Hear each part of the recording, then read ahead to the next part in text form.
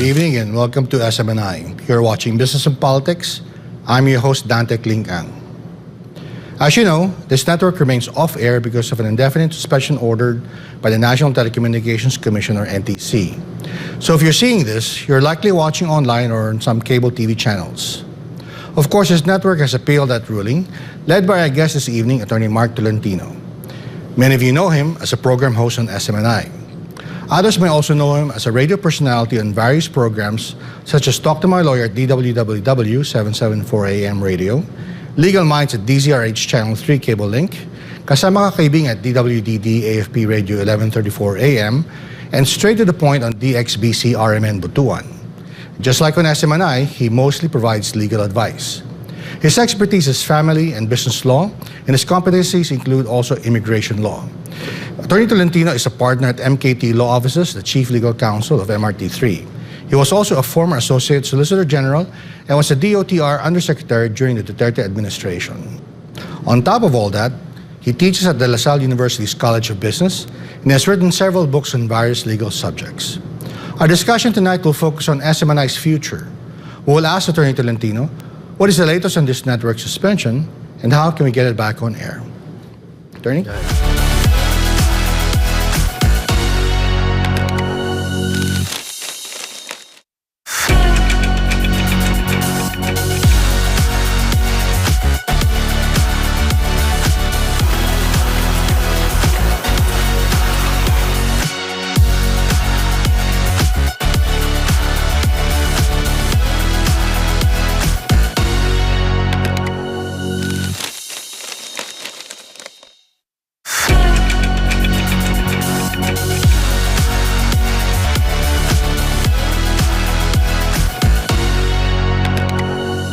Attorney Tolentino, welcome to Business and Politics. Thank you, Klink, for inviting me here. And to all the followers ng SMNI, good day sa atin lahat. Well, you know, this is the second week we've had a SMNI program host and basically talking about, you know, this issue involving the network. But you are at the forefront of this. Maybe you can give us the latest update.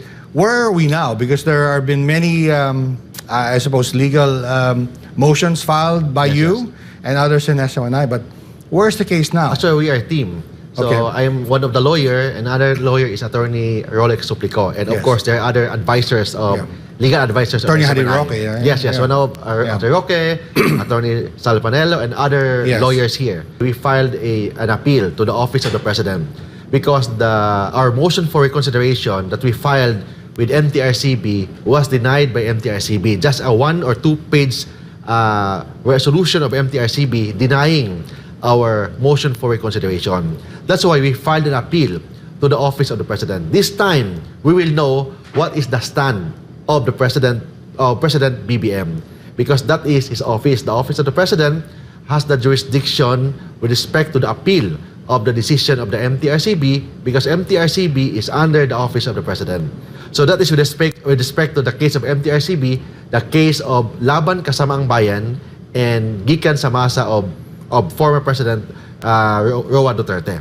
And yesterday, we filed a motion for reconsideration with the case of NTC, National Telecommunication Commission, because they indefinitely suspend the operation of SMNI. We argue in our motion for reconsideration that there's denial of due process. Why there's denial of due process? They are the judge, they are the complainant, they are also the executor. How can we expect justice in that kind of situation? That they will be the one to decide, they are the complainant, and they are the one who will implement the decision. So that's why we filed a motion for reconsideration. But before the motion for reconsideration, we filed a motion to inhibit. We're asking the MTRCB to ask them to inhibit, because how can we expect an impartial judge, an impartial court, if they are the judge, they are the complainant, and they are the executor? Unfortunately, they denied our motion to inhibit. And second, we also filed a motion for bill of particular.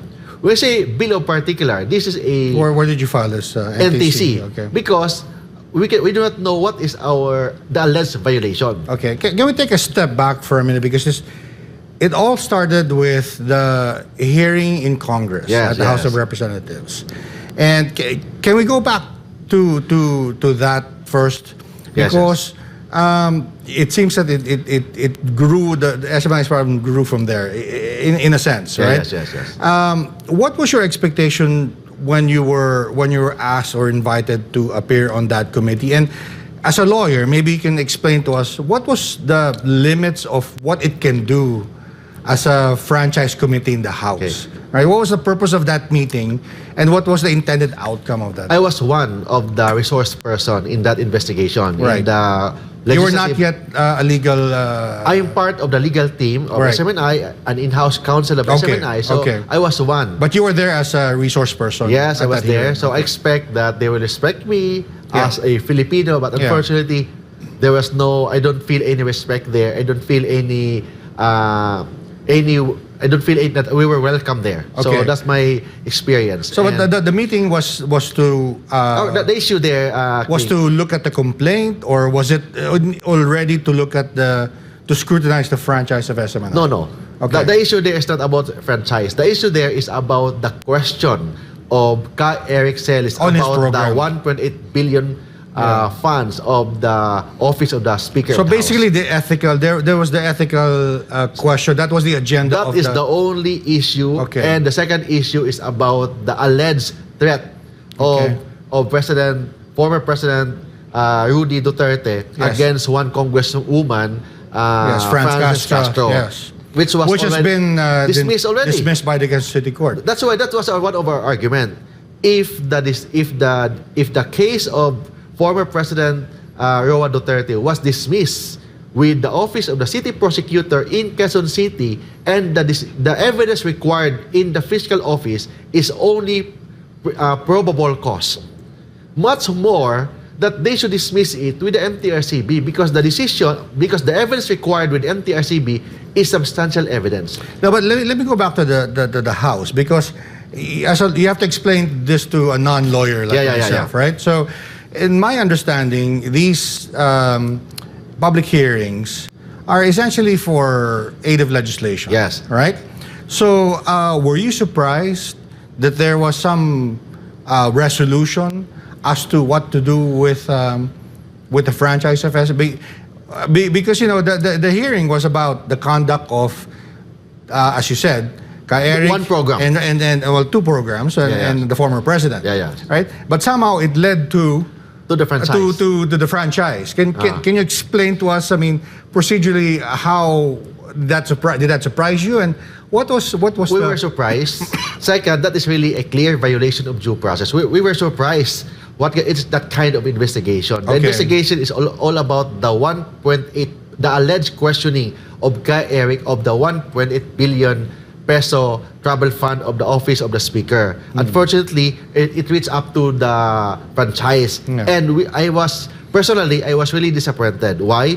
Because the one who sponsored the resolution is one of my co-hosts of my program here, the Pinoy Legal Minds, the person of one Migs Nograles. Yeah. So she was the one who filed the resolution, sponsored that resolution. 3 grounds.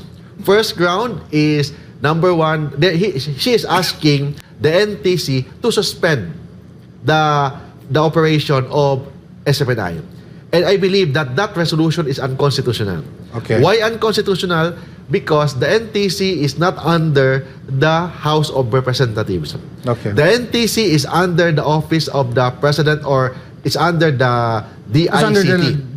As under the Executive Department. The NTC, So yeah. it means under the separation of power, they are separate and distinct. The House of Representatives cannot dictate the NTC what to do, especially that NTC has a quasi-judicial power. When say quasi-judicial power, they are not under the House of Representatives, and in fact, their jurisdiction is with respect to the authority or the provisional authority issued. Under the law, they have the right to issue provisional authority to NTC or to the SMNI. So, the issue of the House of Representatives is legislative franchise. That is the issue, legislative franchise. Therefore, in case there's a violation, alleged violation of legislative franchise, the one who has jurisdiction is the Congress. When we say Congress, we are talking of the 2 houses. First is the House of Representatives, and the House of Senate if we are talking about legislative franchise. But the NTC has no jurisdiction with respect to the legislative franchise. Their jurisdiction is only with respect to the provisional authority, to the certificate of public convenience that they are the one issuing it per city, per provinces, especially in radio stations or TV stations. There is a frequency given. The one who will give that frequency is the NTC, not Congress. So therefore, the NTC's jurisdiction is only with respect to the provisional authority, not to the legislative franchise. In case there's violation of the legislative franchise, the one whose authority is Congress. They can amend that, but it should be through a law, not a mere resolution. So they have the power to grant. Am I correct to say that they don't have the power to revoke? They have the power to revoke, but in compliance with the due process clause of the Philippine Constitution. All right, therefore, yes, it is their discretion to issue franchise. Sure. But that is not the discretion to revoke the franchise. Under the proprietary principle of the Philippine jurisprudence, if a franchise is already granted, that is like a property right, proprietary right that needs to be protected under the due process clause of the Philippine Constitution. So Congress is not correct to say that they have the right to give, they have the right also to revoke away, it. yeah. So that is not allowed under the Philippine Constitution because SMNI is different from ABS-CBN. ABS-CBN, the franchise is already expired. Franchise of SMNI is still valid and subsisting. Therefore, it should be protected under the due process clause of the Philippine Constitution. Okay, so assuming that they have some issues with SMNI, what would have been the correct procedure for the House?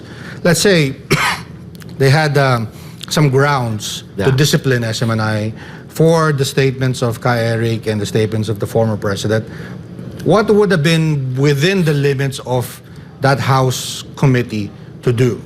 They have no right to revoke the law. Yeah. What can they do? They can conduct investigation. Refer the matter to DOJ? Can they sanction you somehow, or the Congress has the right to conduct investigation in aid of legislation? Okay. But they cannot amend it without confirmation from the House of Senate. Okay. So therefore, because our Constitution is there are two bodies, House of Senate and the House of Representatives. Therefore, the House of Senate cannot suspend without the House of Congress or the House of Representatives cannot suspend the operation of SMNI without confirmation of the House of Senate. Okay. Have you had a chance to talk to your co-host, Attorney Miggs, Congresswoman Miggs? During the investigation, yes, he texted me. What was her reason? What did she say to you about? We were not talking about the SMNI franchise. I was really surprised that she was one of the author of the resolution, which I believe that resolution is illegal. That resolution is unconstitutional. Why unconstitutional? House of Representatives. I know she knows this because she is also a lawyer.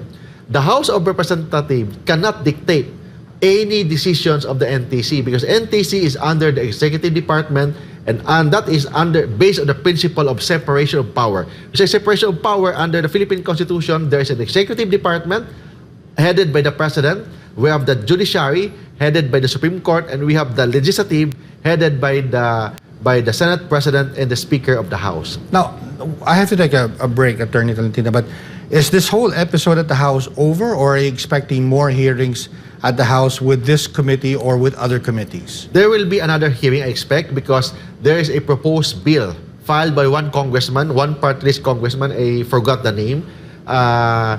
He filed a bill to revoke the operation or to revoke the franchise of SMNI. Okay. So there will be, I'm expecting another hearing. So granting that they will pass it, they will make it as a law in House of Representatives, there's a need for a confirmation from the House of Senate. I see. All right. Well, seems like you're going to be very busy. Please stay tuned. We're talking to Attorney Mark Tolentino. This is Business and Politics. We'll be right back.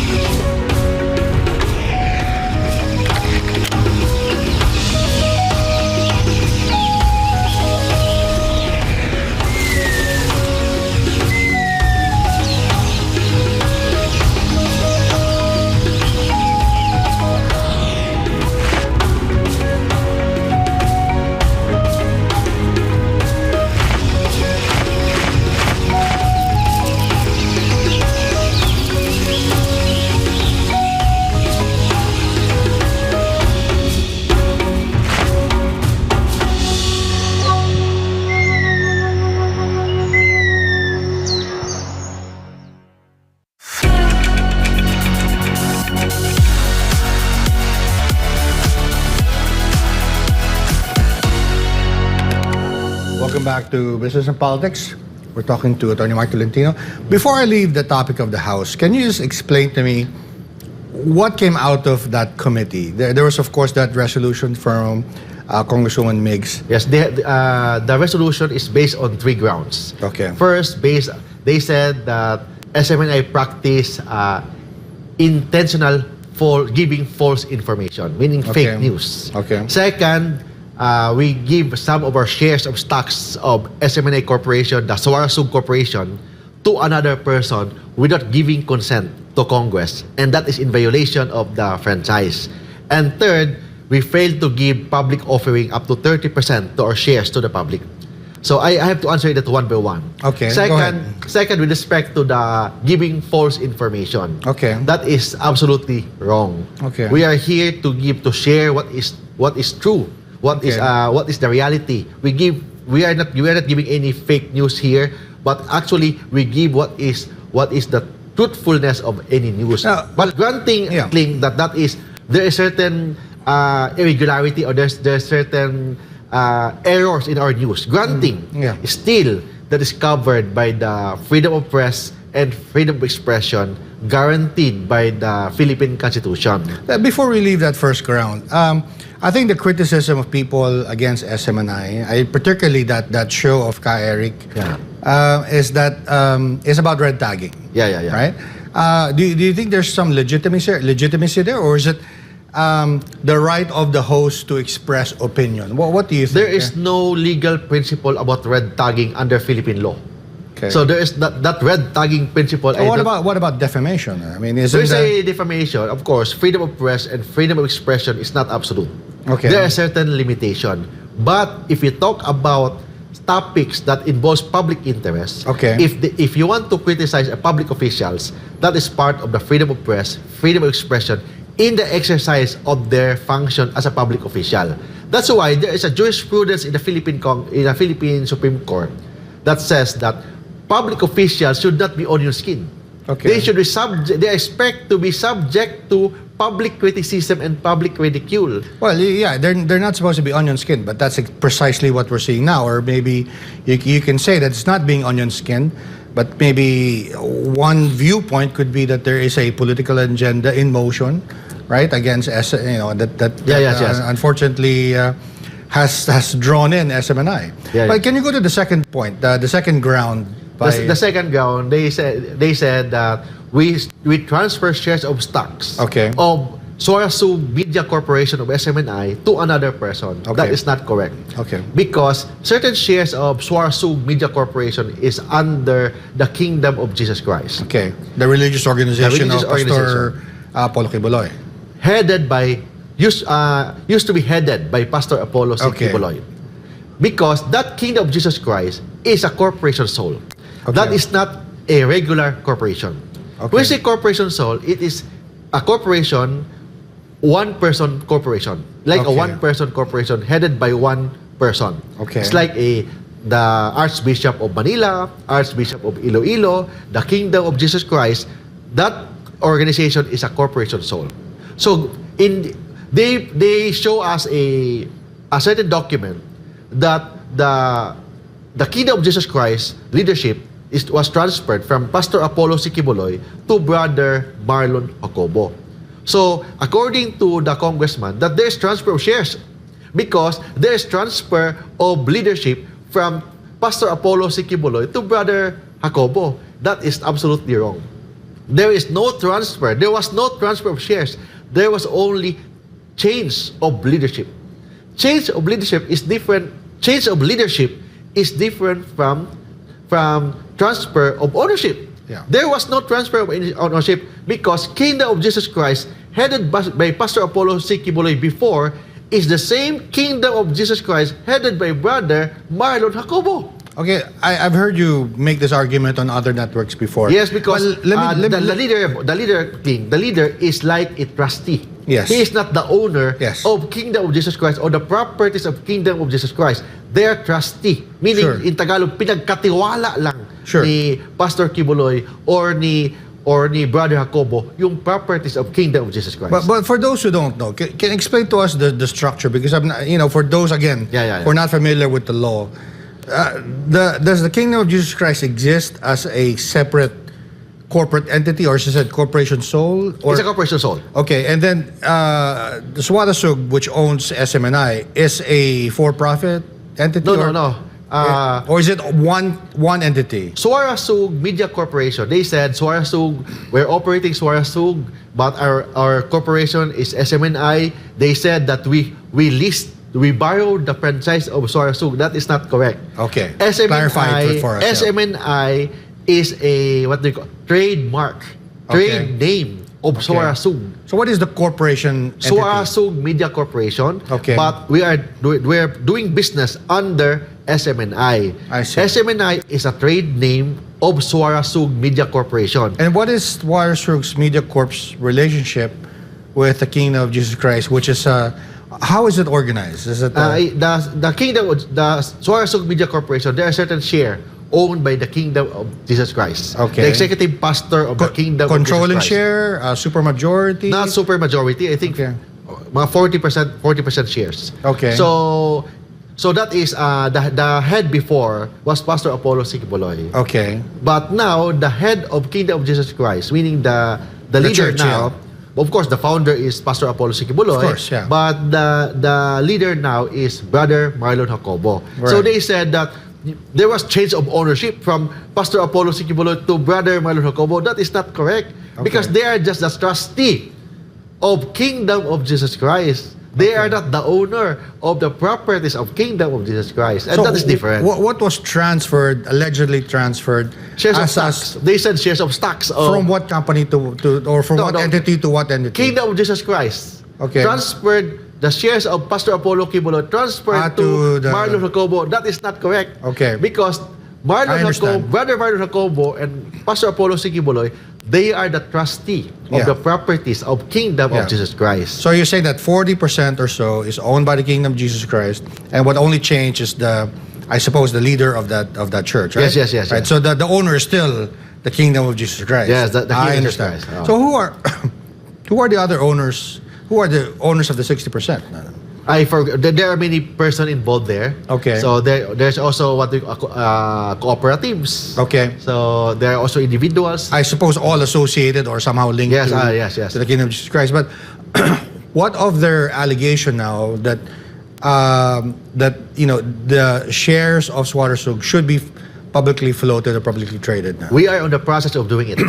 So, in fact, the law requires under the franchise of SMNI, 30% shares should be given to public offering. Mm-hmm. We are on the process of doing it. In fact, 1% plus was already owned by a cooperative of the workers of the Kingdom of Jesus Christ. That's another cooperative. Okay. So, the law, if you read the franchise law, it never mentioned that it should be given within 1 year or within 2 years or within 5 years. I was going to ask that. Is there a timetable that There was no timetable. stated in law? There was no timetable, but we are on the process of complying with that requirement of the 30%. Okay. So in fact, there is a presumption of good faith on the part of SMNI. Okay. So they said that we are in bad faith, we violate the law. If that is their allegation, prove it in a proper forum because we believe that SMNI is in good faith. We complied it. We are on the process of complying the public offering requirement of SMNI. But if Congress throws it back at you and says, okay, why don't you prove that there was, this process? What I can prove it. What can be shared with Congress First, to back up that statement that you were in the process of? First, the 1% plus was already given to the cooperative. Okay. To the cooperative. Then after that, we are on the process of completing the 30%. Okay. But now, out of the 30%, 1% plus was already transferred to the workers' cooperative. Okay, but I think just to clarify for people who are not familiar here, are you saying that you were in the process of making Swatasug a public corporation or a publicly traded corporation? Because there are two different things, Yes. right? So you could be public but not traded. Yes. Right? But you could be public but traded, right? According to the franchise law, it requires only the 30% public offering, meaning it should be given to the public the 30%, offered to the public the 30%. So it doesn't say listing. Yeah, no. Okay. Yes. So that is the 30% requirement, and we are on the process of complying that 30%. But are there notes of meetings that we can show to We can present Congress that, okay, this was our discussion We already and the informed original timetable? We already informed Congress through a letter that certain percentage was already given to a cooperative, and we are in compliance with that requirement. Okay. Now, the third ground. So that is the third ground. So first ground is they said intentional fake news. Okay. Second ground is transfer of share without the consent of Congress. And third ground is the violation of the requirement of public offering. And you mentioned that there was a bill filed. There was a bill filed. So you're expecting more hearings in the House? Yes. Have you had a chance to review it? What is the grounds for seeking the same ground about alleged violation of the franchise. So they want to amend the law. If they can do that, they need a confirmation from the House of Senate, because the Congress of the Philippine Constitution is not only about House of Representatives but also includes the House of Senate. From the upper chamber. So, what would be the procedure there? Because obviously it will have to go through committee and several readings. Then finally the plenary, right? Yes. After that, submit that to the Senate. I suppose there will be public hearings as well. Yes, like that. So it will take time. But the legal team of SMNI, we are ready and prepared to defend SMNI, because our fight is not only about SMNI. Our advocacy is not only to protect SMNI, but to protect the freedom of press and freedom of expression guaranteed under the Philippine Constitution. Because if you read, Klink, the jurisprudence of the Philippine Supreme Court, the freedom of press and freedom of expression is one of the highly protected highest constitutional right. In fact, if there is a law or there is a resolution or order of any government agency that affects freedom of press and freedom of expression, they are presumed unconstitutional. So therefore, government agencies should present evidence that that is constitutional. If they cannot present evidence, the presumption will prevail. And the presumption is that the order of NTC is unconstitutional. The order of MTRCB is also unconstitutional. Now, I asked Attorney Roque this when we had him over for the show last week. And I was suggesting that this is not really about SMNI. Yes. That that this may be really about politics, and that SMNI is merely collateral damage. What's your view on that? We are talking here. This is partly politics. So I'm not talking. Partly or largely politics? Partly politics, because our fight is not only partly politics, partly legal. But in reality, if you ask the Filipino people, this is largely politics. Okay. So largely politics, and it all started when Eric questioned the 1.8 billion peso travel fund of the office of the Speaker. That is the history. That is the start of the fight of SMNI. Do you think that was a start, or that was merely just the reason for looking into it? But behind that is politics. Behind that is politics. Maybe the issue for the 2028 presidential election. So it's too early to preempt. But based on my personal opinion, this fight of SMNI is about the 2028 presidential election. All right, well, we'll have to leave it there for now because we have to take another quick break. Please stay tuned.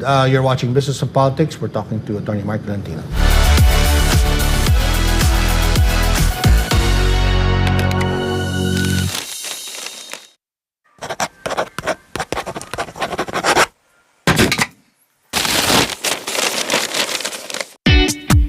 Magandang umaga Luzon, Visayas, Mindanao.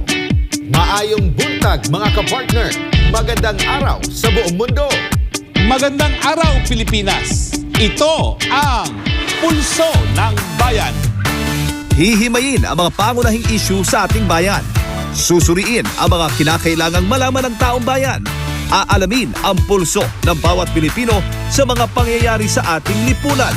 Pulso ng Bayan, alas 7 hanggang alas 9 ng umaga, tuwing Lunes hanggang Biyernes. Kasama ang spokes ng Bayan, Attorney Harry Roque, Admar Vilado at Jade Calabroso. Dito lang sa SMNI.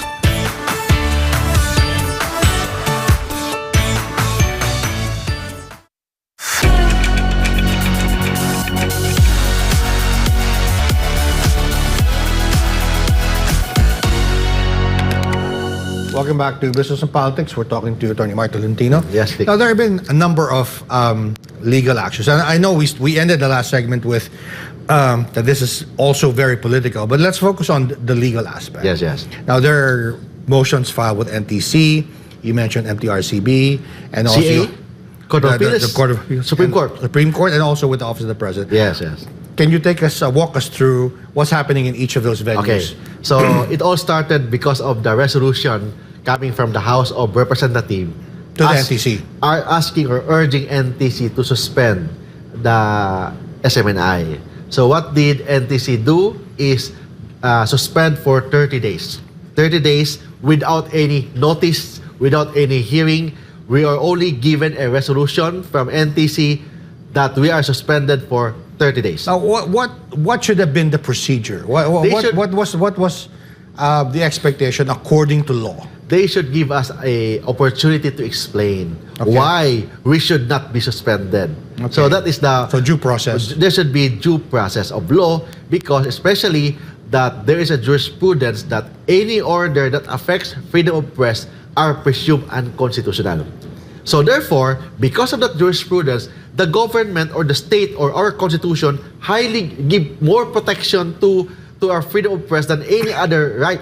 So therefore, what should the NTC do is to give us an opportunity to explain. But unfortunately, they suspended us for 30 days. So what we do, the SMNI legal team, we filed a petition for certiorari direct to the Court of Appeals. Unfortunately, CA denied our petition to the On what our grounds? petition for TRO and certiorari on the ground that SMNI should file first a motion for reconsideration to the NTC. We said that But since then, NTC has made that suspension indefinite. Now again, before the indefinite, there's 30 days first. Okay. So this indefinite suspension is the second suspension. right. So the first suspension is the 30-day suspension. Right. But the CA said that we should first file an MR before applying for TRO to the CA. Now, what is the ground for the second suspension, making it indefinite? They said that, number one, despite our suspension for 30 days, they said that we allegedly operate In the Visayas. in Region 6. There was an operation of the radio station in Region 6, December 27. So that is their first allegation. So, but we called all the technician, the radio managers or station. They said that is not correct. So they're willing to execute an affidavit. That's why we filed yesterday we filed a motion for reconsideration to the NTC, attached the affidavit of the radio station managers of SMNI in Region 6. But that suspension, the second suspension, that in itself, is that according to procedure? I mean, should there have been also a hearing? They said a notice to explain, something of that nature? they can do that only if there is a report from any bureau of the NTC. But in this case, there was no report. They just immediately give a suspension. The best thing that they should do is, this is what they call double jeopardy in violation of due process. First, violation of due process, the 30-day period, they violated the due process of SMNI. The indefinite suspension also, they violated the due process clause of the Philippine Constitution. We were not given an opportunity to explain. And they said that SMNI failed to answer of the show cause order. And that is not correct. Because we filed an answer. In fact, before we filed an answer, we filed a motion for bill of particular. We're asking NTC, can we please clarify all our alleged violation so we can respond it properly? Because it's very broad.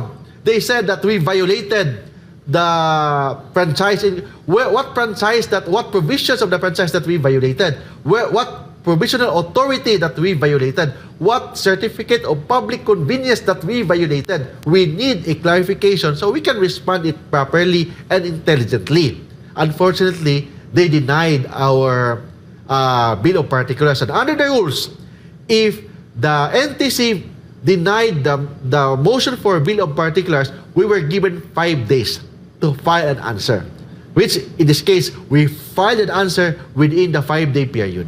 But they said that the SMNI failed to answer, therefore the SMNI waived our right to answer. So that is their argument. So that's why we filed a motion for reconsideration and asking NTC to reconsider their decision. But I personally, I don't expect them to reconsider it. So hopefully they will issue a denial immediately, so we can file a petition directly to the Court of Appeals or to the Supreme Court. Right. So what would be the, I suppose, what would be, the desirable outcome in a case for SMNI? I mean, can you file for losses because you're off air? I don't know, what relief are you seeking besides getting back on air? Right? Our priority right now, Klink, is we're asking the court to issue TRO,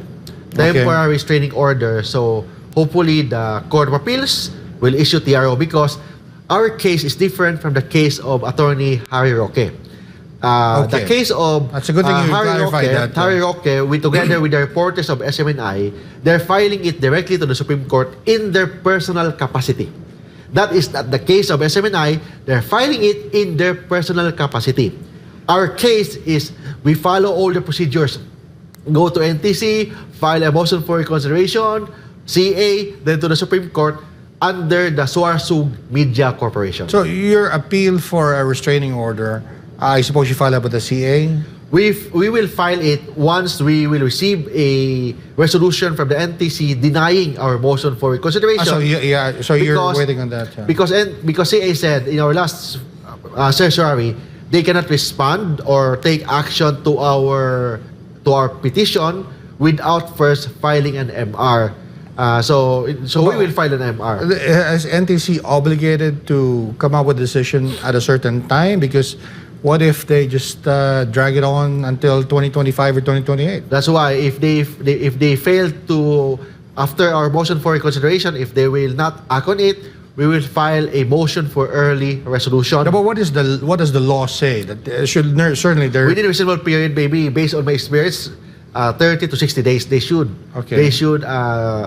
issue a resolution. Otherwise, that will be a ground for graft case that we are planning to file against them. I see. Now, this issue with MTRCB, explain that to us, because that's a separate... MTRCB is different. Yeah. MTRCB issued a 14-day preventive suspension to the two programs of SMNI. Okay. Because according to them, laban kasama ng bayan and gikan sa masa of PRRD may violate, there is no violated. The word of the resolution of MTRCB may violate the rules and regulation of MTRCB. So they are not sure whether or not there was violation, but still they suspended they issue a 14-day preventive suspension. After filing several motions, MTRCB issue another resolution or ruling, give us 28 days suspension minus the 14-day suspension, the previous suspension of the preventive suspension. So additional 14 days. But the additional 14 days was not actually served by SMNI because we filed a motion for reconsideration. But it's not a bit overkill because you're already off air, right? I mean, yes, actually it's overkill. Yeah. There is a case with MTRCB, another case with the franchise committee of the House of Congress. So if you see, this is legal but more political, I may say. Why? Because it's overkill. All the forces of the government is against. Majority of the forces of the government is against SMNI. But we are ready. We are ready to defend SMNI and to the entire freedom of press and freedom of expression of the Philippine government. Why do you think that is? Do you think, is SMNI advocating, let's say, for, as former President Duterte said, separation of Mindanao from the rest of the Philippines or something like that? I cannot expect that SMNI, I don't expect that SMNI experienced this way, this treatment to the Marcos administration. Because I remember SMNI is one of the supporter of President BBM. In fact, one of the successful presidential debate is coming from SMNI, and that debate boosted the candidacy of President then candidate Bongbong Marcos. So hindi ko. Well, I was part of that debate. Yes, hindi ako makapaniwala. You could also say that President Marcos was he was already popular then, but it boosted the popularity of SMNI. Yes. But you mentioned that you went to the palace to appeal. Yes. Tell us about that. On what grounds? Because we filed an appeal to the office of the president last week. We filed it last week on the ground that because the MTRCB denied already our motion for reconsideration. So if we will not file an appeal, another 14-day suspension, additional suspension of the decision of SMNI. So the appeal to the office of the president is for the two programs? Or? Two programs. So it doesn't have to do with the NTC. If we will not appeal, we are. It is as if we accept the verdict of MTRCB against President Duterte, against Eric Yusek Lorraine Badoy. So we don't accept the decision of the MTRCB. So although we respect MTRCB, but we don't agree with the decision of the MTRCB, so we filed an appeal to the office of the president. But what is educate me here a bit. What is the legal strategy there? Because if the office of the president agrees with you, the network is still off air. If the office of the president agrees with me or the legal team of SMNI, we are still off air, but because of the NTC decision, not because of the MTRCB decision. So it means we will win, hopefully. Then this time, we will fight for the decision of the NTC. So to clarify, does the office of the president have jurisdiction over the NTC or? The office of the president has jurisdiction with respect to MTRCB because MTRCB is under the office of the president. So the decision of the NTC granting that they denied us is appealable to the Court of Appeals, not to the office of the president. MTRCB's decision is appealable to the office of the president. NTC's decision is appealable to the Court of Appeals. All right, so all very complicated. Attorney, forgive me, we'll have to take another quick break. Please stay tuned. You're watching Business and Politics. We'll be right back.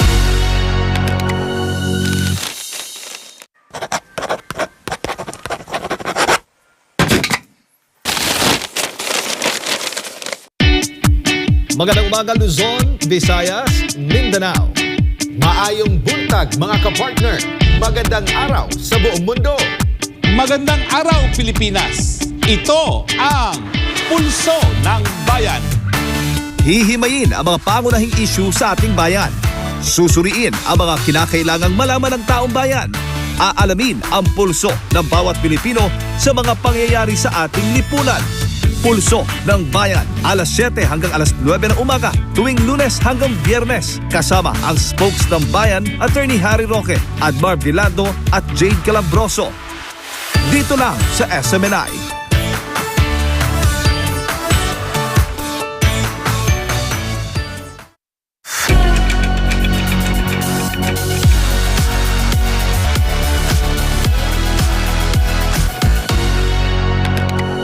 Welcome back to Business and Politics. We're talking to Atty. Tolentino.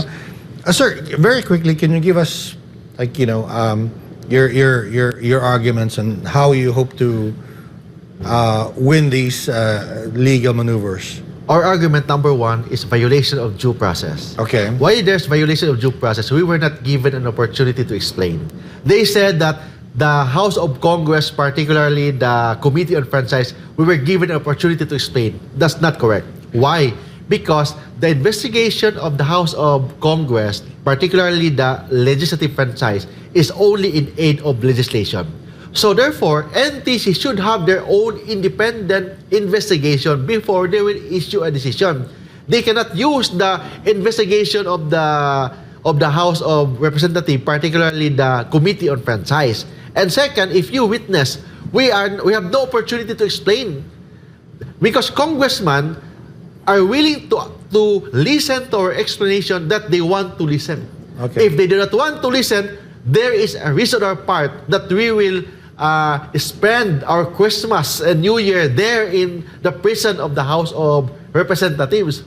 So there is a risk that we will be cited in contempt if they do not like our answer. So that is different investigation in aid of legislation in the House of Representatives, particularly that committee, different from the NTC. And in NTC and NTC, we were not given an opportunity to explain.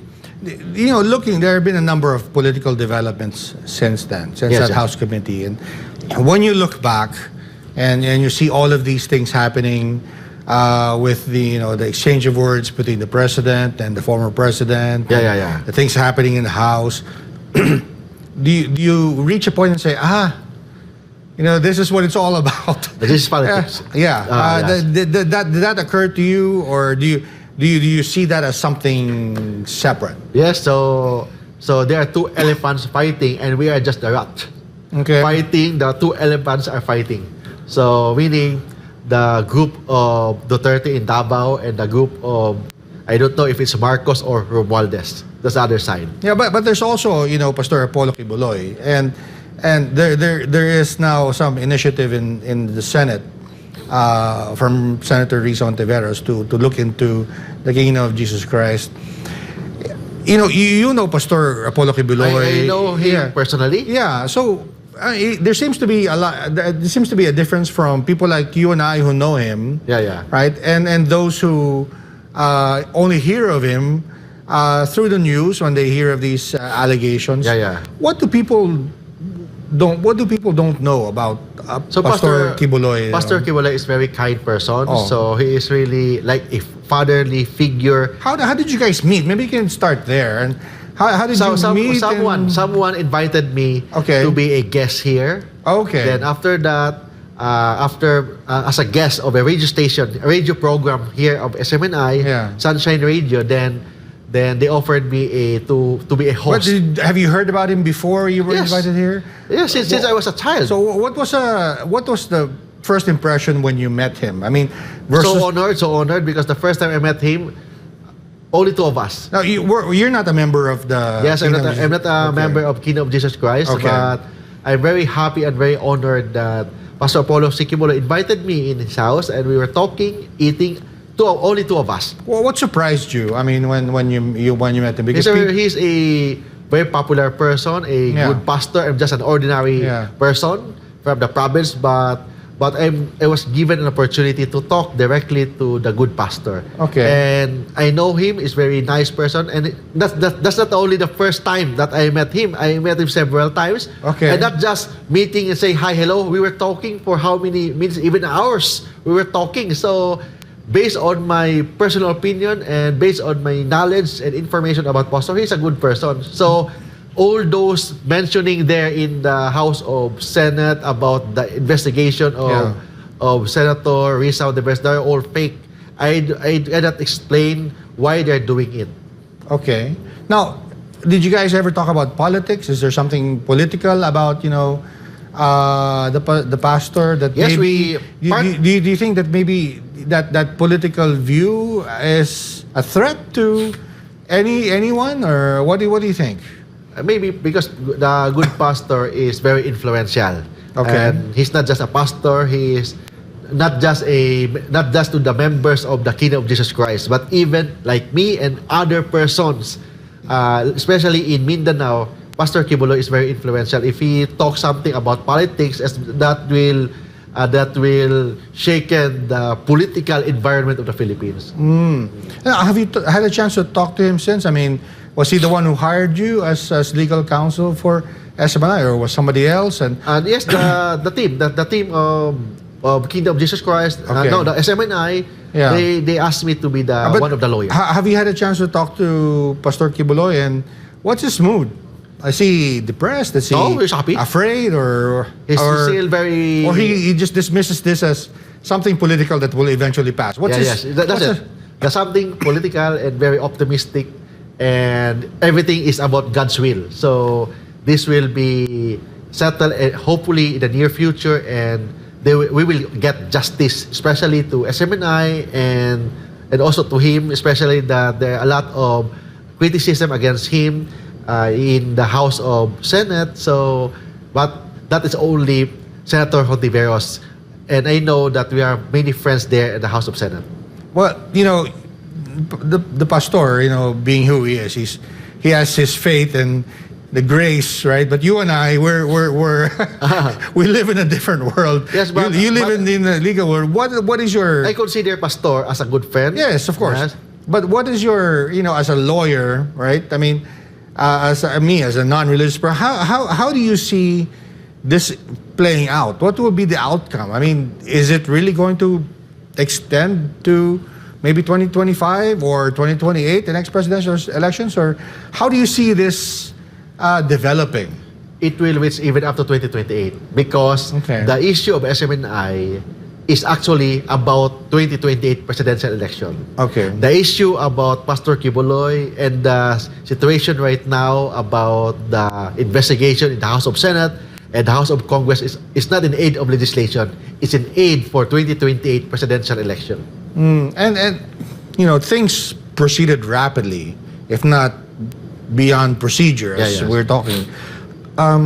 Do you think SMNI can last that long? We Or are very- what is we are very what is the legal opinion here now? First, there is still no final decision yet.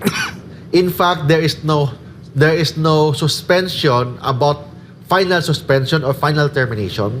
So it's just an indefinite suspension that can be revoked anytime through a TRO from the Court of Appeals. So it's not yet final, it's not yet executory. We have all the legal remedies available. First, we can file motion for reconsideration to the NTC.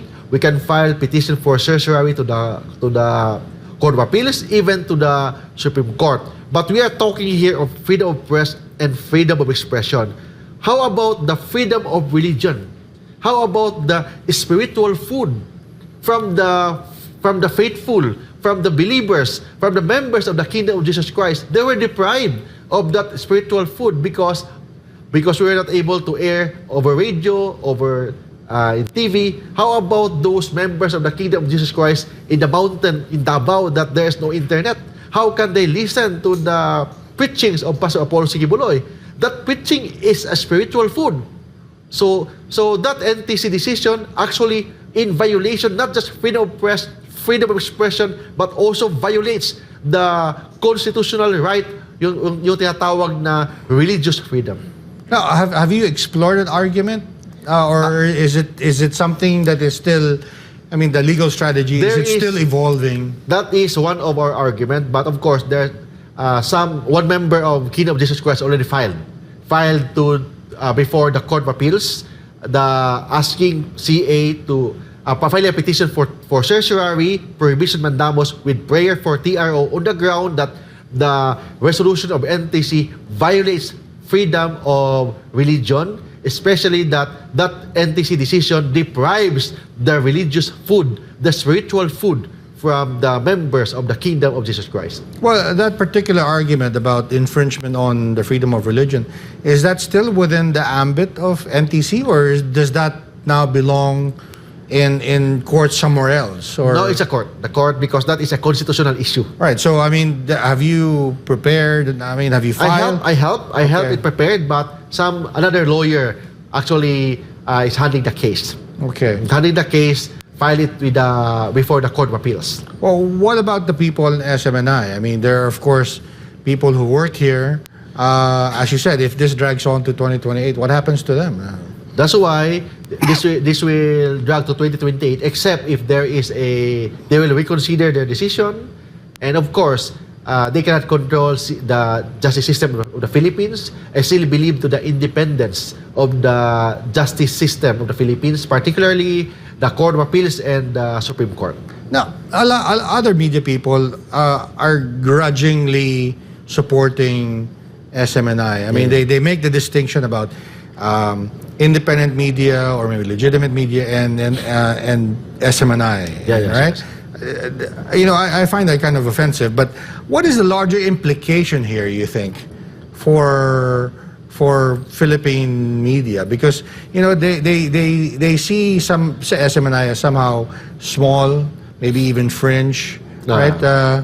But is there a danger here, you think, for the larger media establishment? The issue here Philippines? is not who is large, who is small. Okay. The issue here, who gives the real public service, who gives the truthful news to the people. Okay. So that is the issue. So maybe SMNI is different because we are very independent compared to them, because maybe some of the oligarchs controlling those big media establishment in the Philippines, but SMNI is different. Or in fact, our motto is truth that matters. That is the motto, and we practice that motto to give truthful and important news to the public, especially that we believe freedom of press, freedom of expression, and the constitutional right to be informed. Subscribe to SMNI News Channel and turn on the notification bell to keep you up to date. Also visit our official social media accounts and join our community on Viber and Telegram.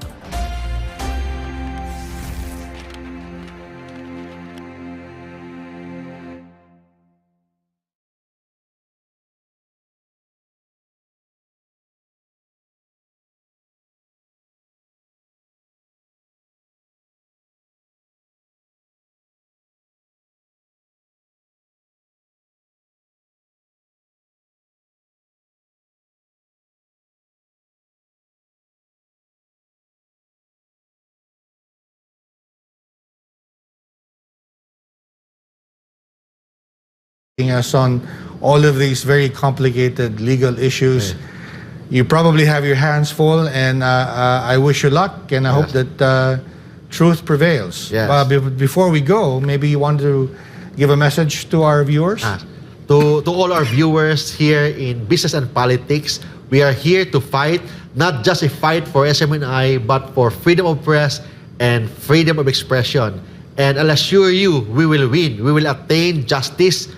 Maybe not now, maybe not today, but tomorrow we will get justice for SMNI and for the freedom of press and freedom of expression. Well, Attorney Mark, thank you again for your time. I'd like to thank our viewers watching this program and those watching the replay. I'd like to thank Pastor Apollo Kibuloy for making this program possible. This has been Business and Politics. I'm Dante Klink, and I will see you next week.